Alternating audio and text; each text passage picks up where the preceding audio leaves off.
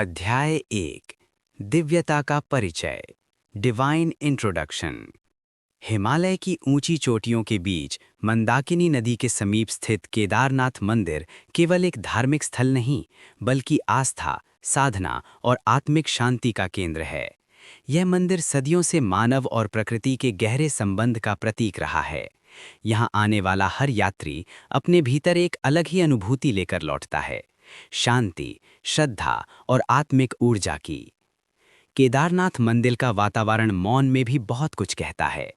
चारों ओर फैली बर्फीली चोटियां, शुद्ध हवा और घंटियों की ध्वनि मन को स्वतः ही ध्यान की अवस्था में ले जाती है। ये मंदिर उन लोगों के लिए विशेष है जो आडंबर नहीं, बल्कि आंतरिक साधना की खोज में यहाँ आते हैं। अध्याय 2। मंदिर की कथा, the story of the temple. Kedarnath मंदिर की कथा किसी काल्पनिक आख्यान से नहीं, बल्कि समय, तपस्या और निरंतर साधना से जुड़ी हुई है। ये मंदिर युगों से आध्यात्मिक साधकों, संतों और तीर्थयात्रियों का आश्रय रहा है। यहाँ की कथा मानव के आत्मिक उत्थान, अनुशासन और समर्पण की यात्रा को दर्शाती है। कहा जाता है कि ये स्थल ध्यान और साधना के लिए विशेष रूप से उपयुक्त माना गया, क्योंकि यहाँ की प्राकृतिक ऊर्जा मन और चेतना को स्थिर करती है। मंदिर की कथा इस बात पर केंद्रित है कि कैसे ये स्थान धीरे धीरे साधना का प्रमुख केंद्र बन गया और पीढ़ियों तक इसकी महिमा जीवित रही। अध्याय 3।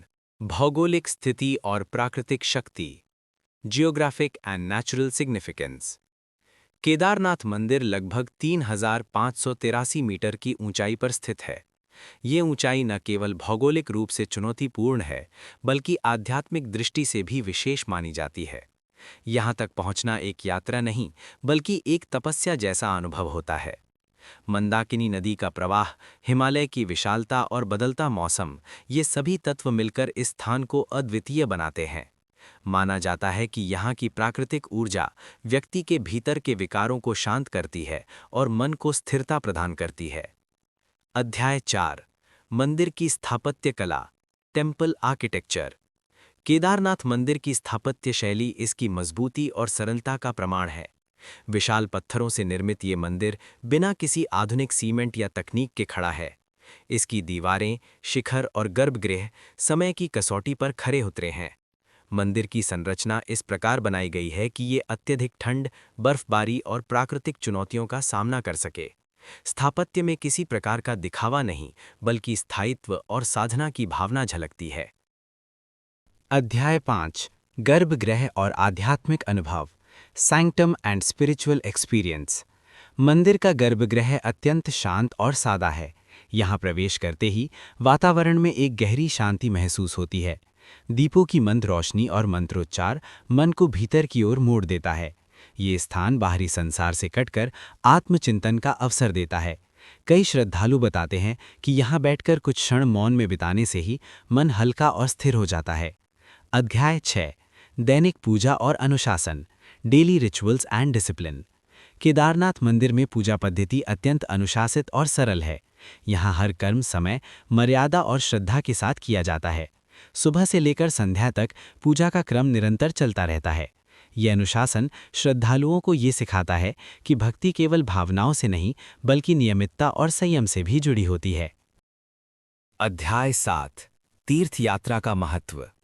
केदारनाथ की यात्रा केवल भौतिक यात्रा नहीं, बल्कि आत्मिक परिवर्तन की प्रक्रिया है। कठिन मार्ग, बदलता मौसम और शारीरिक थकान, ये सभी यात्री की सहन शक्ति और संकल्प की परीक्षा लेते हैं। यात्रा के दौरान व्यक्ति अपने भीतर झांकने लगता है। यही कारण है कि केदारनाथ की यात्रा पूरी करने के बाद श्रद्धालु स्वयं को पहले से अधिक शांत और संतुलित महसूस करता है। अध्याय 8। प्राकृतिक आपदाएं और स्थिर आस्था। केदारनाथ क्षेत्र ने समय समय पर प्राकृतिक आपदाओं का सामना किया है।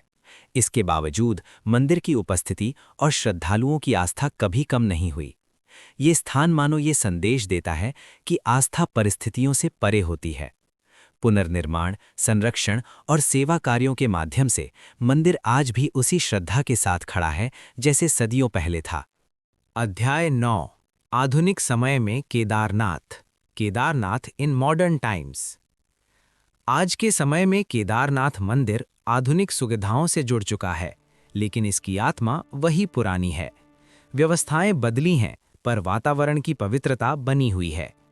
डिजिटल सुविधाएं, बेहतर मार्ग और सुरक्षा व्यवस्थाएं यात्रियों को सुविधा देती हैं, जबकि मंदिर का मूल स्वरूप साधना और शांति का केंद्र बना हुआ है।